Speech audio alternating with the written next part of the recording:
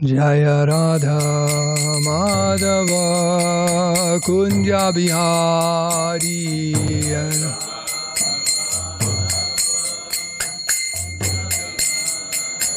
Jaya Radha Madhava Kunja Bihari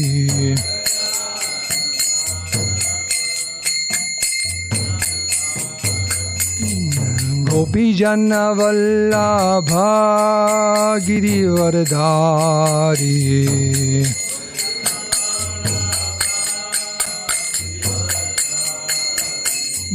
Gopi Janna Vallabha Girivardhari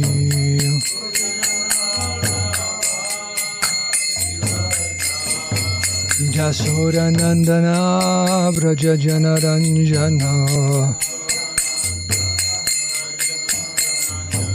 Jasura Nandana Vraja Jana Ranjana Jamuna Tira Vanachari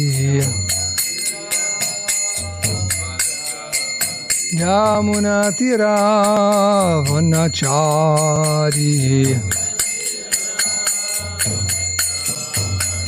Jaya Radha Madhava Kunja Bihari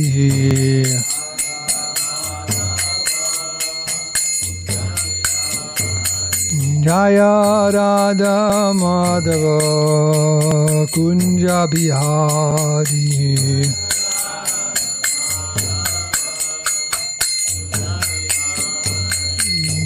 Gopi Janna Vallabha Girivardhari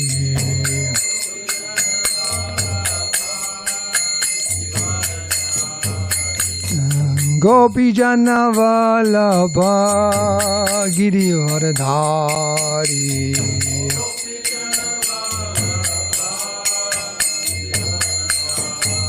Jasura Nandana Vraja Jana Ranjana Jasura Nandana Vraja Jana Ranjana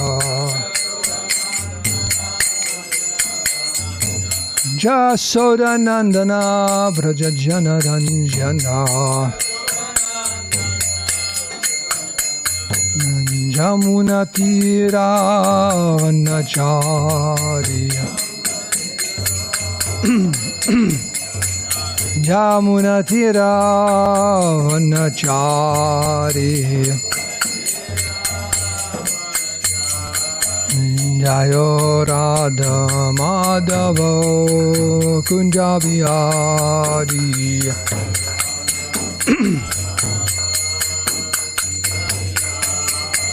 Jaya Radha Madhava Kunja Bihari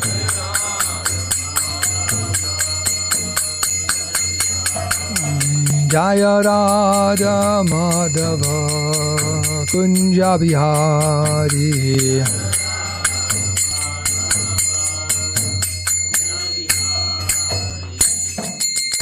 Sri Radha Madhava ki, Sri Radha Giridhari ki jai. Jai Om Vishnupad Paramahamsa Parivrajaka Jai Jai Shodhara Shri Srimad Divine Grace Vaicharana Aravinda Bhaktivedanta Swami Srila Prabhupada ki jai. Jai Om Vishnupad Paramahamsa Parivrajaka Jai Jai Shodhara Shri Srimad His Divine Grace Srila Bhakti Siddhanta Saraswati Goswami Maharaj Prabhupada ki jai.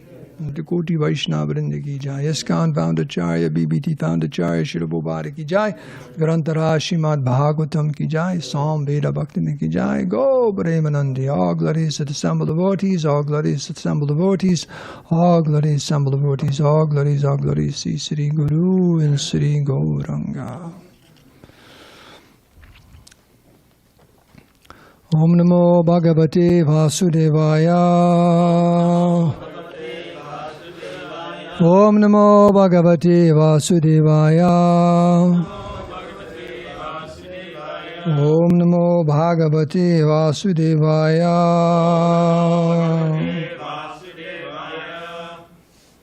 So this morning we read from the Srimad Bhagavatam, 6th canto, 16th chapter, King Chitraketu meets the Supreme Lord. That'll be text 42. But before we read from the Bhagavatam, read a little bit about Purushottama. You'd like to hear the different blessings and benedictions and the history of this month.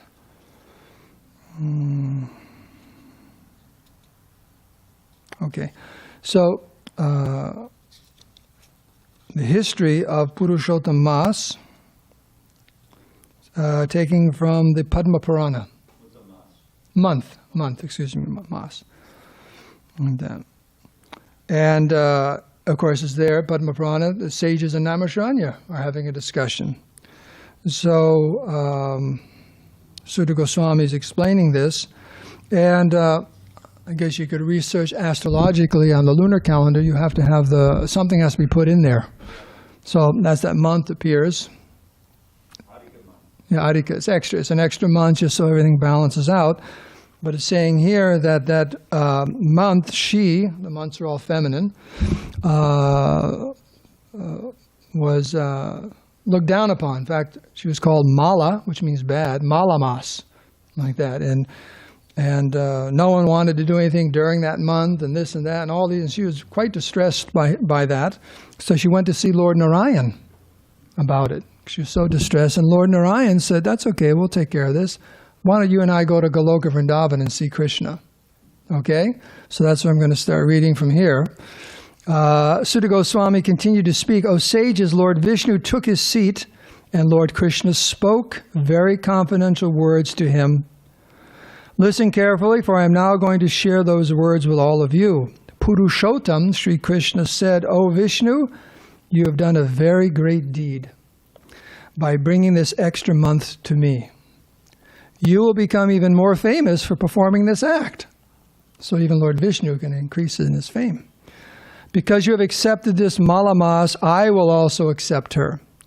I shall make this poor extra month just like me in quality, fame, opulence, realization, success, and in giving benediction to devotees. This month will become equally potent to me. I am bestowing all of my divine qualities in this abused month. Named after me, this month will be famous as Purushottam month in this world. O Janardhan, now that she has imbued my qualities, I myself will become the husband and protector of the Purushottama. And being equal to me this month will be the master of all other months. Now this month will become worshipable by one and all. Everyone should pay their obeisances to her. Everyone should worship her. This month is equally as powerful as me to give any type of benediction to observer. The worshipper of this month will be able to burn all of his past sinful reactions to ashes. And after enjoying a blissful life in the material realm, he will return back to Godhead. O Guru Dvaja, Lord Sri Krishna continued, my Goloka is unattainable to the performers of austerities, Mahatmas engaged in pious activities, to people who maintain celibacy, or to those who fast their whole life's duration. Imagine fast. Well, I guess you have a short life because you fasted. Okay? But just by observing Purushottam month and becoming a devotee, one can easily cross over this material ocean and return back home, back to Godhead. Observance of this Purushottam month is the best of all austerities. Just as a farmer produces a rich harvest by planting seeds in nicely cultivated land, so an intelligent man who practices devotional service towards the Supreme Lord in this Purushottama month will enjoy a blissful life, while in this world and after leaving his body he will return back to Godhead. So you said that twice already now. An unfortunate, ignorant man who does not perform any japa, does not give any charity, does not pay respect to Lord Sri Krishna and his devotees, does not behave properly to Brahmins, makes enmity with others, and who blasphemes Purushottam month will go to hell for an unlimited period. Lord Sri Krishna continued, how can a person make his life successful unless he performs devotional service in this month? A person who is fully engaged in sense gratification, does not give any special importance to this sacred month, becomes the best candidate for hell. Okay, all as if is there a competition? I think there is in Kālī Yuga, right? Who can be the best candidate to go to hell? I think there's a lot of competition for that. All human beings should perform devotional service in this Purushottama month by, so here's a recommendation. There are 4 things. Worship me, Sri Krishna, by chanting my holy name. Hare Krishna, Krishna Krishna, Hare Hare, Hare Rama, Rama Rama, Hare Hare. 2, study Srimad Bhagavatam and Bhagavad Gita, particularly Chapter 15, Purushottama Yoga. 3, give in charity. Okay? These devotees here, Dravida and Vijay, are very good recipients of charity, so make sure you give them charity in the month of Purushottama. Okay. 4, offering a ghee lamp to Krishna every day. So these are the 4 things recommended. A fortunate person who follows my instruction and observes this Purushottama month properly and in a faithful way worships me will attain fame, opulence, and a good son in this very life. That's if you want a son. It won't appear automatically. Don't worry about it. And after enjoying a happy life, he will return back home to Goloka Vrindavan. That's 3 times he said that. Okay? By following my instructions, everyone should worship this sacred month. I have made it the best among all other months. O husband of Rama Devi Vishnu, give up all kinds of mental speculation about this extra month. Just take this Purushottama month with you to your Vaikuntha abode. After narrating this brief history of the Purushottama month, Lord Sri Krishna glanced very mercifully upon Yudhisthira and Draupadi and then began speaking to Arjuna. So actually it continued where he was there in the forest. So I'll tell 2 short stories instead of reading them. So Krishna's there with the Pandavas when they're in exile, pretty close to the last year. And he was telling this story because seeing what a miserable condition they were in, on one hand, have lost their kingdom and everything. So he advised them when the month appeared, observe the month. And it says here, one of the main reasons they regained their kingdom was because they observed their vrata during Purushottama. Okay. Now there's another detailed story in here. I'll try to remember all the details. It's the history of Draupadi. In her previous life, she was the daughter of Medhavi Maharaj, or a sage named Medhavi. And it was just her father and her mother. And her mother passed away when she was very, very young. And her father was a great sage, and he just was. And she grew up to be a very, very beautiful young woman, but he wasn't into marrying her or anything like that. Didn't want anything to do with that. So here she is living with her father, of marriageable age, and he's not doing anything. He's not finding a husband for her or anything like that. So she's quite wondering what's going to go on, what's going to happen to my life. And then what happens? Her father dies. So she's all alone. No husband, nothing. Dad's gone, mom's gone. Very, very, very, very miserable. And wandering here and there. And she finally came upon somehow or other Durvasa Muni and explained her situation to Durvasa Muni. And Durvasa Muni looked at her and said, you know what you need to do? I tell you, if you just observe Purushottama, all your problems will go away. Guaranteed. And for some reason or other, she was still thinking that Purushottama was Malamas, and she said, you're lying to me. Don't do anything auspicious during that. And she started arguing with Durvasa Muni. Now, Durvasa Muni, we know he gets very angry easily. Why is that? He's an expansion of Lord Shiva who can get angry easily pleased and easily angered. What do they call that? Someone who's easily pleased and easily angered now. Yeah, bipolar. So I don't think Lord Shiva is bipolar, but people get they have these mood swings, right? So he became very angry, but he said, he caught himself because he said, your father, who passed away, that sage was a very, very close friend of mine. So I'm going to forgive you, for your offenses against me, calling me a liar and so on. He called him a liar. He said, but because of your offenses against Purushottama, I can't help you with that. And he just disappeared. So immediately she became very ugly and of course very, very depressed and so on. So she's wandering again and again, and she comes to Lord Shiva, Lord Shiva appears to her.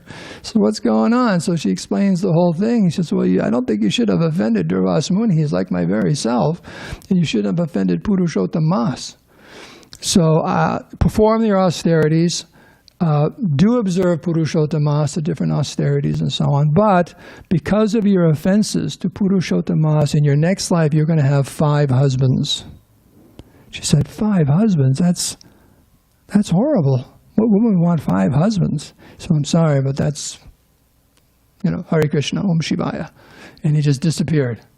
So she observed Purushottama, and then she took birth as Draupadi. And of course she had 5 husbands, the Pandavas. And it says actually her being attempted to being disrobed in the palace of the Kauravas was the last reaction to her offending Purushottama. That's one of the reasons that happened. So one has to be very, very careful about not offending Purushottama, observing these 4. What's one of them? The 4 things you do during this month? Yeah, chanting, worshiping Krishna. 15th chapter, Bhagavatam, Bhagavad Gita. 3rd or 4th, whichever you remember. Look at Dravida and Vijay. Do you remember number 3? Look at them. Remember what I said about? Yes, give them charity in the month. I think Govardhan wants them too. He's raising his hand. Okay, and the last one? Offering a lamp. Like that worship to Lord Krishna. Okay. So we can end there. So very beautiful. Today, through August 15th, what I like to do every single day, I read the 15th chapter, at least the Sanskrit and translations, and try to rememorize the verses. So that's as a minimum. It's very, very wonderful. I mean, everything, so many verses, powerful, prominent verses are in that 15 chapters. All of Krishna consciousness is just encapsulated in that 15 chapter, Purushottama Yoga. So here we go. Dravida Prabhu, do you want to read the Sanskrit for this? Dravida? Yep. Do you want to read it? Because it's kind of a different melody because of the ecstasy of Maharaj Chittaketu. I'll do the word for word, then if you want to do the Sanskrit. Okay. So this is text 42. Kṛṣṇo nija parayo kiyan varta swapara druha dharmena swadrohat tava kopa para sampidaya cha tata dharma. Okay. Kṛṣṇo nija parayo. How are we going to do this? Line by line, right? Yeah. Okay. Kṛṣṇo nija parayo. Kiyan varta swaparadruha dharmena. Swadroha tavakopa. Padasampidaya chitata dharma. Kṛṣṇo nija parayo. Kiyan varta swaparadruha dharmena. Swadroha tavakopa. Padasampidaya tata dharma. Kṛṣṇo nija parayo. Kiyan varta swaparadruha dharmena. Swadroha tavakopa. Padasampidaya tata dharma. Anyone like to chant? Just a few people. Kṛṣṇo nija parayo. Kiyan varta swaparadruha dharmena.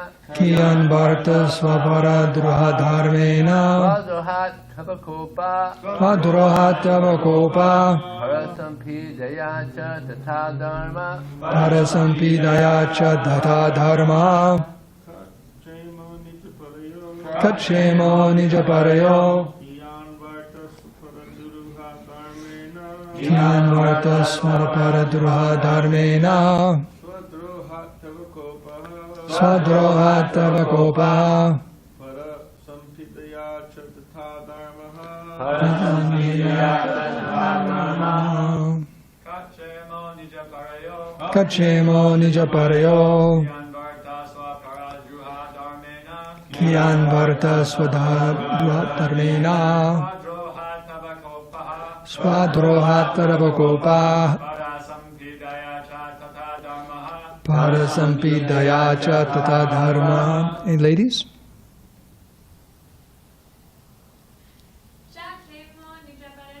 Kshakshemo nijaparayo Kiyavarta swadharmān Swadrohatavakopa Parasampidaya cha tata dharma. Kaha. What? Kshema. Benefit. Nija. To oneself. Parayo. And to others. Kiyan. How much? Va. Or. Artaha. Purpose. Swaparadruha. Which is envious of the performer and of others. Dharmena. With the religious system. Swadrohat. From being envious of one's own self. Tava. Of you. Kopaha. Anger. Parasampidaya. By giving pain to others. Cha. Also. Tata. As well as.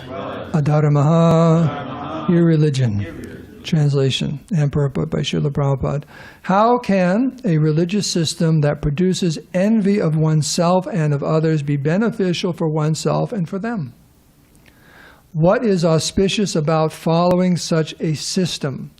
What is actually to be gained by causing pain to one's own self due to self-envy, and by causing pain to others, one arouses your anger and practices irreligion? Purport. Any religious system but the process of bhāgavata-dharma, service as an eternal servant of the Supreme Personality of Godhead, is a system of envy of one's own self and of others. For example, there are many systems of religion in which animal sacrifices are recommended. Such animal sacrifices are inauspicious, both for the performer and for the animal. Although one is sometimes permitted to sacrifice an animal before goddess Kālī and eat it instead of purchasing meat from a slaughterhouse, permission to eat meat after a sacrifice in the presence of goddess Kālī is not the order of the Supreme Personality of Godhead. It is simply a concession for the miserable person who will not give up eating meat. It is meant to restrict his desire for unrestricted meat eating. Such a religious system is condemned. Therefore, Krishna says, sarva-dharmān parityajya mam ekaṁ śaraṇaṁ vraja. Give up all other duties and surrender to me. That is the last word in religion. One may argue that the sacrifice of animals is recommended in the Vedas. This recommendation, however, is a restriction. Without Vedic restrictions on the purchase of meat, people will purchase meat from the market, which will be overflooded with meat shops, and slaughterhouses will increase. To restrict this, sometimes the Vedas say that one may eat meat after sacrificing an insignificant animal like a goat before the goddess Kālī. In any case, a system of religion in which animal sacrifices are recommended is inauspicious for those who perform the sacrifices and for the animals. Envious persons who all perform ostentatious animal sacrifices are condemned in Bhagavad Gita, 16th chapter, 17 verses follows, Atma sambhavita stabdha dhanamana madanvita yajjate nama yagyashte dambana vidhi apurvakam. Self-complacent and always impudent, deluded by wealth and false prestige, they sometimes perform sacrifices in name only without following any rules or regulations. Sometimes animal sacrifices are performed very gorgeously with grand arrangements for worshiping the goddess Kālī, but such festivals, although performed in the name of yajna, are not actually yajna, for yajna means to satisfy the Supreme Personality of Godhead. Therefore, it is recommended in this age specifically yajñai sankirtan praya yajantihi sumedasa. Those who have good intelligence satisfy the yajna Purusha Vishnu by chanting the Hare Krishna Mahamantra. Envious persons, however, are condemned by the Supreme Personality of Godhead as follows. Ahankara balam darpam kamam krodha cha samsritaha mamatma paradeheshu pradavishanto bhayasukaya tanaham dvishata kururan samareshu naradamam shipamajashamashubham ashureva yonishu. Bewildered by false ego, strength, pride, lust, and anger, the demons become envious of the Supreme Personality of Godhead, who is situated in his own body and in the bodies of others, and blasphemies against the real religion. Those who are envious and mischievous, who are lowest among men, are cast by me into the ocean of material existence, into various demoniac species of life. That's the Bhagavad Gita, 16th chapter, 18 through 19. These persons are condemned by the Supreme Personality of Godhead as indicated by the words tavakopa. A person who commits murder is envious of himself, and also the person he has killed, for the result of committing murder is that he will be arrested and hanged. If one transgresses the laws of man-made government, he may escape being killed by the state, but one cannot escape the laws of God. A killer of any animal must be killed in his next life by the same animal.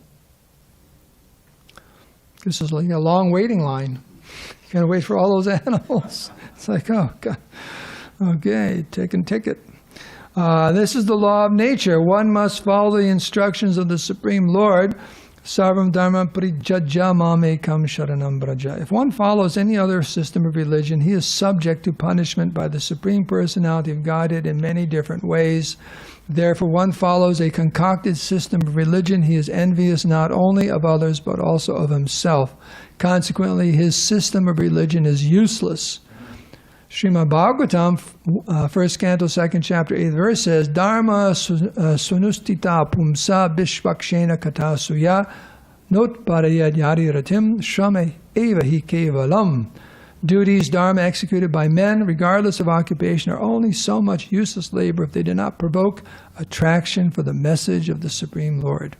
Following a system of religion that does not awaken one's Krishna consciousness or God consciousness is merely a waste of labor.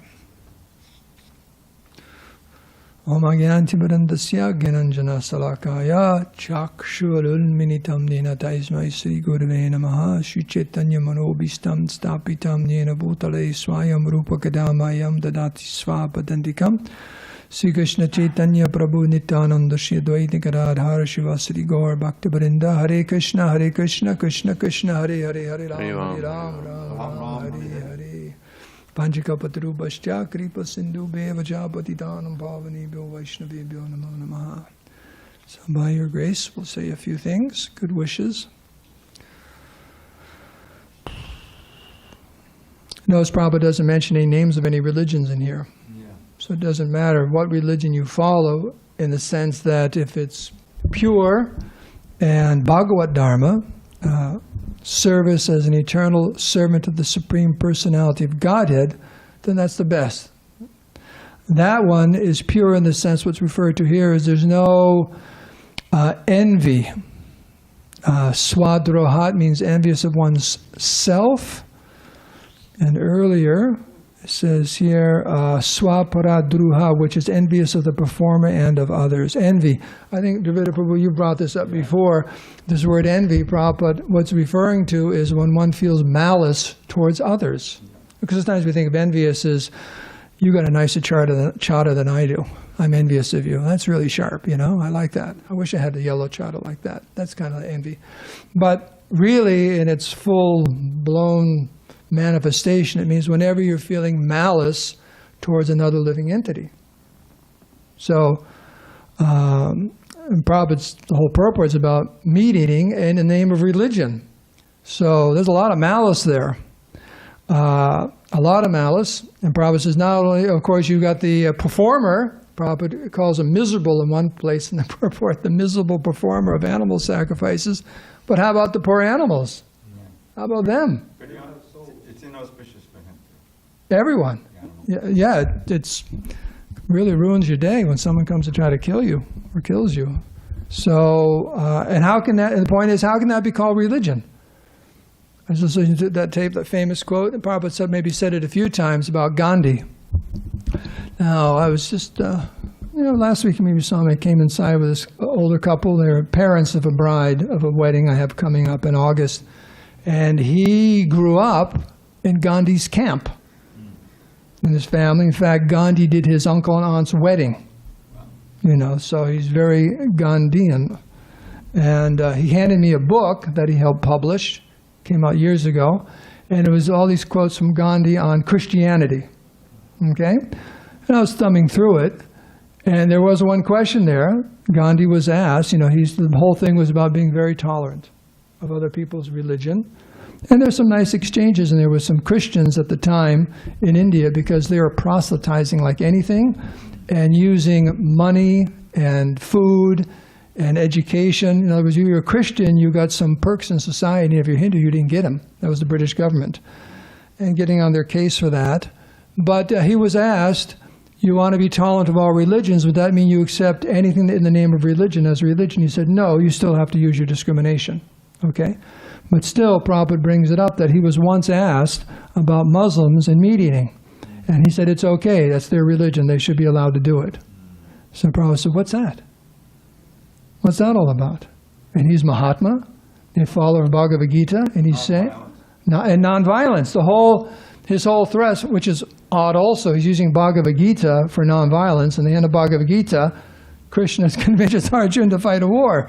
But somehow or other, it's a book of nonviolence.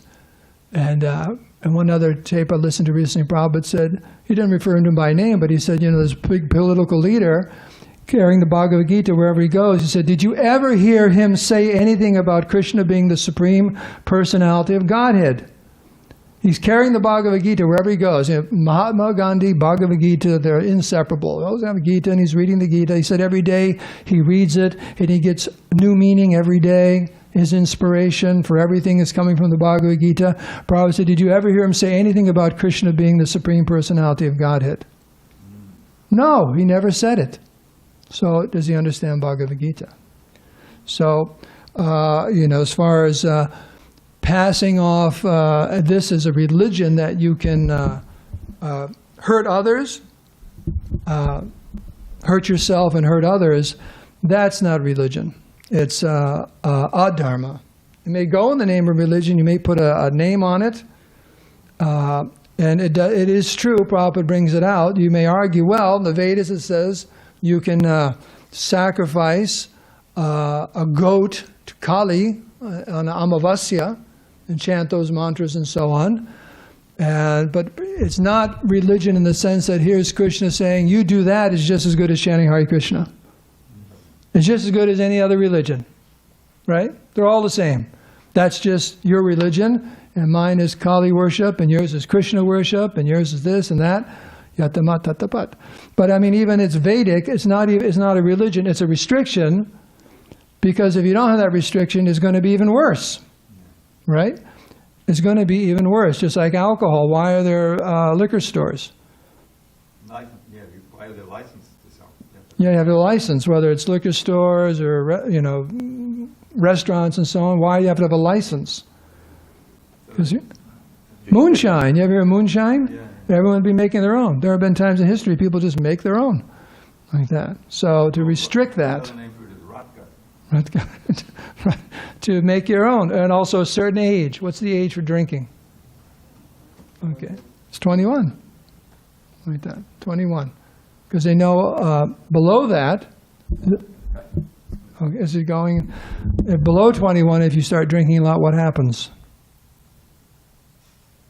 Arrested? Fine. I'm not picking on you.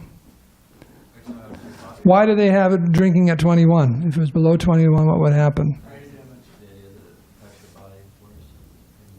What would happen in society if just like, do you drink any age you want? It'd be pretty crazy out there, right? Because it's expected at 21 you'd be mature enough not to drink too much. Now we know that's not true, right? People drink too much and so on and so on. But imagine if it was no restriction on age, no restriction on alcohol or drugs or anything like that. So it's because people can't help themselves. There has to be some restriction. But that's not the positive. That's just to keep things so it's not so bad, and give some direction. And, it's already 8:29. So, what is that? Nirmatsaram satam. Bhagavatam is meant for those who are non-envious. They have no malice for anyone. So, and that's philosophical, it's theological, it's practical, it's, day-to-day life, it means many different things. So everything outside of the orbit of seeing oneself as an eternal servant of the Supreme Personality of Godhead and seeing everyone else like that, then there's malice towards others. Right? There's let me finish, okay? Just let me finish. Then we have questions. Please save your questions, because I get very easily forgetful and distracted in my advanced age, and I'll forget exactly what I was trying to say. So please forgive me. So forgive me. See, I already forgot what I was supposed to say. I already forgot. Might as well take a question. Just that major point about envy. Pure Krishna consciousness is completely free from envy. There actually is no malice. And how can there be no malice unless one is free from the bodily concept of life? Because the very bodily concept of life means there's malice. There's the delusion of there's malice towards ourselves because we've got ourselves into a big mess and we think it's just fine. We're an illusion and delusion. So there's malice there towards the soul, you can say. And then there's malice towards all other living entities, because immediately when we're running after sense gratification and making plans, our plans mean we divide everyone we meet into friends and enemies. And friend simply means someone who can add to my sense gratification. What kind of friend is that? So we want to use every single living entity for our sense gratification. So that's malice. Like that. But the devotee has no feeling like that at all. Absolutely no feeling. Doesn't want to engage anyone for sense gratification, wants to engage everyone in Krishna consciousness. It's a very, very exalted platform, the platform of the Vaishnava. So that is a religion that's completely free from envy. Like that. And very base is what Prabhupada's talking about here. And it's already 8:31, but do you want to hear, you can tell me if I should say this or not, but I heard about this a long time ago. Prabhupada mentions huge festivals and ostentation festivals about religious killing of animals. Now, you've probably seen or been near the Kālī temple, right, in Calcutta. I've heard stories about, a lot of red there. I'll just leave it at that. There's a lot of red there at that temple. But there's a festival in Nepal. You're familiar with this? Yeah. You're familiar with that? Yes, yes. And because of the time, I'll just touch on it. It's every 5 years. They tried to outlaw it. They actually tried to outlaw it. It didn't work. It didn't work. And it starts with a shaman. He kicks off the festival by killing 5 kinds of animals. A goat, a rat, a chicken, a pig, and a pigeon. And then it says here, he also draws blood from 5 places on his own body. Then the party begins, which includes over 200 butchers in the place like size of a football field. It goes on for 2 days, and they kill over 200,000 animals. Most of them are water buffalo. So I don't know if you've ever seen pictures of that. Unbelievable. And this is called religion. Religion. It's for Kālī. It's offering the Kālī, a particular form of, actually the name is, was it Gandhima?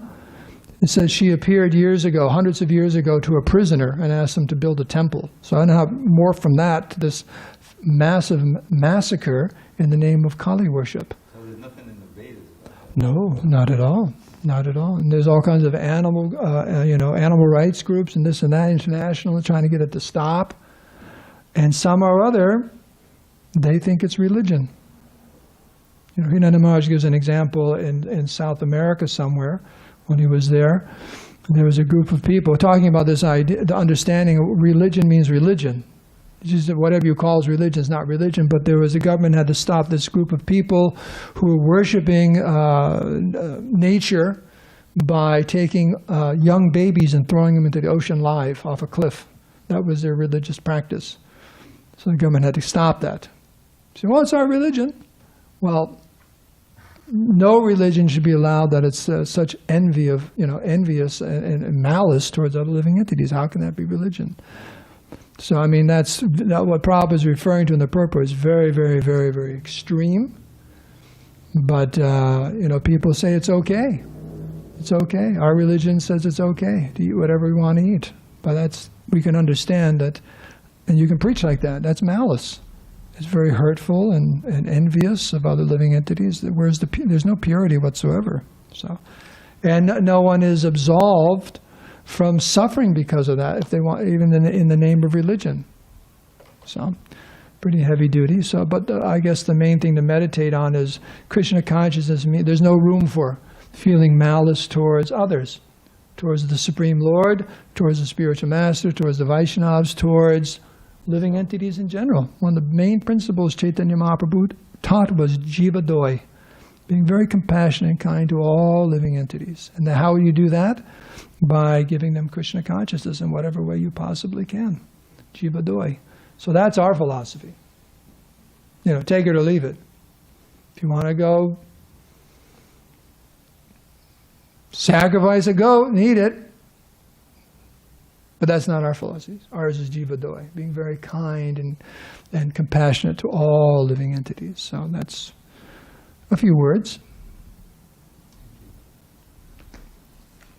Well, it's pretty somber in here. I'm sorry about that. Maybe I should have mentioned that festival. Hare Krishna. We have Rath Yatra coming. Hundreds of thousands of people chanting and dancing and taking prasadam. Jagannath Swami Ki Jai. That's our festival every year. It's quite a difference, isn't there? Quite a difference. Any questions or comments on anything that was said? Microphone? Because that way everyone... There's actually thousands of people watching this class, so they have to hear your question. Hare Krishna. I know it makes sense in Kālī Yuga that the Yuga Dharma is the Sankirtan Yajna, but just 5,000 years ago, like when Krishna was here at the end of Dwapara Yuga, the kings like Maharaj Yudhisthira, who are friends with Krishna, they're doing like huge horse sacrifices, and like, how do we understand? Because Krishna is there and he's like sanctioning it or something. And even Parikshit Maharaj was, when he was about to get cursed by the Brahmin boy, he was like hunting for horses or something for sacrifices. So when did the transition change, when it was like, okay, now let's not do this? Okay, good question. Well, one thing is Maharaj Yudhisthira, and the Ashwamedha sacrifices and so on, those, and this is in the conversation of Chaitanya Mahaprabhu with the Kazi. If there was Ashwamedha sacrifice, those kind of sacrifices, one animal, an old cow or an old horse, would be sacrificed, and right in front of everyone, they'd go to heaven.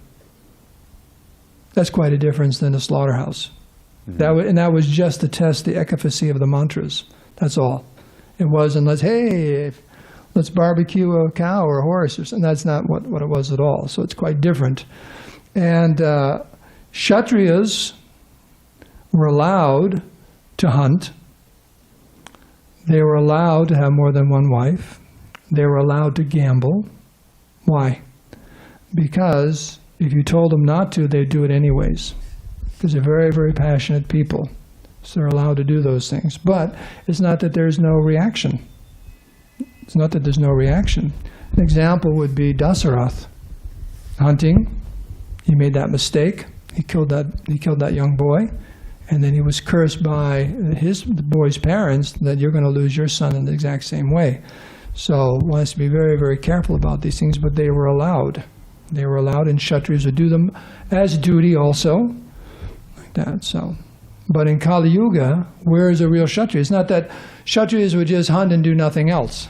They had a lot of other responsibilities, dharmic responsibilities too. That was just one thing. So, but where in Kālī Yuga do you have a Kshatriya who's following all the Kshatriya Dharma, all of it? Where are you going to find one? So, I had one more question. I know Srila Prabhupada criticizes Christians for like opening slaughterhouses, and it's a very, it's true that Christians like liberally just eat meat and there's nothing. I know there's, when I've talked to a Christian, there's like one incident between Jesus Christ and St. Paul where Jesus Christ, or St. Paul made the comment that he would only eat meat if it didn't cause his brother to fall down. And that's like the only incident I can think of where Jesus Christ had any like don't eat meat or not eat meat, but Paul who said that. And so did Christians should we blame Christians for opening slaughterhouses? Blame Christians for opening slaughterhouses. Well, Christian or non-Christian or this or that, we just read that. Doesn't matter what religion you're in, if you are showing malice and envy, causing other suffering, you shouldn't be doing it. And we're not an expert on the Bible, and Peter and Paul and their fighting and so on, and Christ being in a scene and a vegetarian, all that. Doesn't matter what all the circumstances are. Just like modern Buddhists. I mean, Buddha taught nonviolence, and they got Buddhists who think it's just fine and dandy to eat meat. I mean, if that was the one thing he kept pushing was nonviolence, and they say it's fine. So an intelligent person can understand any place where there's this malice towards oneself and others, it's not pure religion, and one should stay away from it. And one can argue all they want that it's in this book and that book and so on. That may be, but just take a few minutes to just think about it. If you're showing envy and malice and desire to hurt others, how's that religion? It's very simple. It's very, very basic. Something's wrong in that calculation, and it's universally wrong. And you can put all kinds of titles on it, but it's wrong. It's wrong. Right? Okay. It's wrong. It's irreligious. Because religion means jiva doi. I mean, why not go with it? Sounds great. It's perfect, isn't it? Where's the argument? No, you shouldn't show compassion to other living entities. You should hurt them. Who says that? And then, even just in common sense. I'm sorry, go ahead. We're way over time, according to the clock here. If anyone wants to nix me, go ahead. I'm just letting you know that. Not over time according to other classes. Okay. Yeah, this is also a topic where I've yet to fully grasp it to a point where I'm kind of satisfied. And I mean, the question I was first going to ask is kind of related to what Kevin asked, which was that even with the criticism of Gandhi, that Gandhi said that there would be allowance for, according to one's religion, if you're following a religion, there's an allowance for that. And so you were saying, and Prabhupada criticized that because, where's the, how does that make sense? How is that? Bhagavad Gita. How is that Bhagavad Gita? But then it seems that Srila Prabhupada also acknowledged that while no one should slaughter a cow, he would even say, eat a dog, eat a goat, eat a chicken even, just don't eat a cow. And then there's also remarks to the same effect that, like you were saying, that, for Chacha, they're going to do it anyway. So then it seems like I feel like someone could say, it seems like there's a double standard there where Gandhi says, according to their religion and according to their conviction, then he might say, they're going to do it anyway, whatever it is. But he might say, then there's some allowance for that. But for us, we'd say, there's an allowance for that because they're going to do it anyway. Someone might say, that's an even kind of worse excuse. They're going to do it anyway. I mean, I'm not saying we have to accept, but I'm just trying to find a way that could more satisfactorily, answer someone. That for us, Kshatriyas can do it, and even lower, class people, cobblers and so on. And then even if a cow dies naturally, there's scope for, giving that meat to someone who would otherwise, might slaughter an animal for it. So it seems like there is an allowance in our system, and Prabhupada, has statements like that. But then, the point is, we understand there's some very low-class people. We all came from that group. But why? But the point is, and therefore there should be some way to gradually get them going upwards. Yeah. And that's what all this is. Now, Prabhupada said, instead of having just eat whatever you want, slaughter, you have it's regulated, it's controlled, to gradually bring them up. But don't compare that to, pure Krishna consciousness or Brahminical life or whatever. That's the point. But yes, it's there in the Vedas because the Vedas understand there's all these different classes of human beings on different levels of consciousness, and everyone should be hooked into the system somewhere. So on that very, very low level where you have no control over your senses and are envious of others and violent and so on, start regulating them. And by doing that, just like Prabhupada gives the example about the goat, what's the verse? I'm killing you now, and you can kill me in the next life.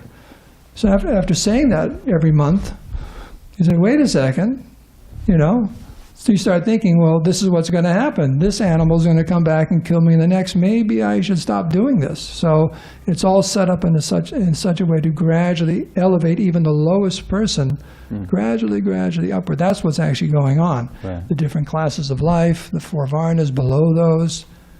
It's so it's there, but it's not the same. Yeah, I think that point makes sense, that there'll be people who are in lower modes and so on, or lower class people, and therefore to gradually bring them up, you give some allowance. And then I guess that I tend to see like even Gandhi's statement, and even like some of Muslims and Christians engaged in also kind of these, it seems like it's a similar thing, that there's, not saying it's all, again, lower class and so on, but that I'm wondering what exactly like the dividing line is, or what exactly the rule is.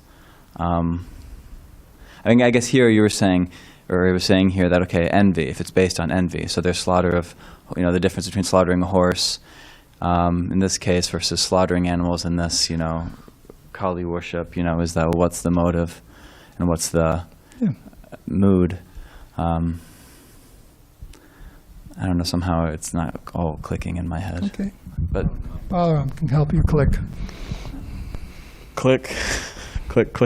I was just thinking, because Mahatma Gandhi, he was saying that, okay, it's part of the religion, let them do it, And you'd say, oh, well, we allow the Kshatriyas, we allow, or you could say, people outside of the, Varnas, this and that. But it's not that, you could say in one sense these are, it's not that these are like, it seems to be a difference. Because one is, like, if we were to say, this is part of our, intrinsic part of our religion, to eat animals, like that's like part of our religion. Because that's what Mahatma Gandhi, it's part of their religion. Whereas, to be the duties of a Kshatriya, you could say, like, okay, it's based on the modes of nature. It's based on, living in this world in the modes of nature. So we would say there's the difference, because we would say that, pure religious principles has nothing to do with meat eating. It's above all that. So the difference is, like if someone would say, okay, the practice, part of the practices, the pure practices of Krishna consciousness are, to eat meat. It's okay. That's that seems like it's just in the modes of nature, and that's what it is. It's in the modes of nature. Now, someone may say, well, hey, to be a Kshatriya, isn't that part of the whole dharmic system? Yeah, you could say it is, but on the other hand, ultimately, we're supposed to rise above all of that. Kshatriya, rise above it means, pure lover of Krishna, which doesn't depend on any of these systems. So I'm just saying there's like the modes of nature, which you could say, oh, he's a Kshatriya, okay, he's going to do it. Whereas Mahatma Gandhi is saying that, okay, it's part of their religion, which is like more hinting at, part of their intrinsic practices, or the, Now, of course, it's also a question of language, how you see things and religion, and what was Mahatma Gandhi thinking, and what was Prabhupada meaning, and and is there anything else Prabhupada said about it? He might have said a lot more about it, or what was Prabhupada saying in the rest of the conversation? Anyways, yeah, because in that conversation it may more on Gandhi than the Muslims. In other words, here's a man who's carrying Bhagavad Gita and saying he knows the Gita and he's preaching, he's Mahatma, and he's asked a question like that. Someone who's supposed to know the Gita. You know, he preached the Gita, and he spoke about Gita, and Gita was his book, and that's what he called us. And he's saying it's okay. Now, you're a follower of the Bhagavad Gita. If someone said, is it okay the Muslims eat meat? What would you say? Prabhupada says, Prabhupada follows Gita and represents it. He says, well, there will be some people who will eat meat. So that's why it seems somewhat similar to me. Prabhupada also represents Gita. He says there's a place for eating. But Prabhupada also said it's completely wrong. You know, did Gandhi ever say it was wrong? Did Gandhi ever say Krishna's the supreme? You know, in other words, he's calling him out as a Mahatma. That was the problem. And also how these people eat meat. It's like, because that's what we're talking about. In the Vedic system, there's a particular system how they eat meat. Like Srila Prabhupada comments about Jesus Christ. He says, oh yeah, Jesus Christ, you know, he took, what is it? Yeah, fish. Yeah, he fed everybody fish, right? And Prabhupada said, well, even if that's true, okay, fine, let's just say it's true. But does that mean that we should open up slaughterhouses and like have a whole mass production, you know, because that's like a whole nother level. Because you'd say, oh, the Kshatriyas, they eat meat. Okay, when they're hunting or this or that, but they also have systems, how they do it. And there's no question of, you know, slaughterhouses, mass production, you know, thousands and millions of animals. And that's a lot of what Srila Prabhupada would criticize on this topic. He would say, you know, they're expert at keeping the slaughterhouses open, you know, with the Christians. You know, you got the Bible Belt. You know, there's a lot of slaughterhouses in there, you know. So if we're relating, oh, well, you know, we say the Kshatriyas, they also eat, and then Mahatma Gandhi saying, oh, well, it's part of their religion. There's a difference in that, and also, again, the slaughterhouse principle. Prabhupada was really against this because it's clearly like, you know, clearly cruel. Yeah. Prabhupada's saying here, because we should end, we have to end. Again, Prabhupada made that point in the purport. Real religion is free from envy of others. So anything below that is not pure. So we want what's pure. And we have the definition now in the pages of the Bhagavatam. It's free from envy. Any feeling of malice towards others, that's not pure. So that's what we're going for.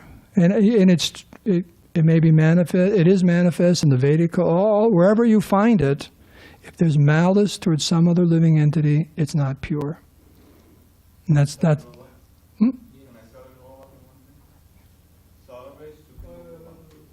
Okay. Yes. Yes. Sarve Sukhino Bhavantu. Hare Krishna. Okay, so we can end on that. All glories to Srila Prabhupada.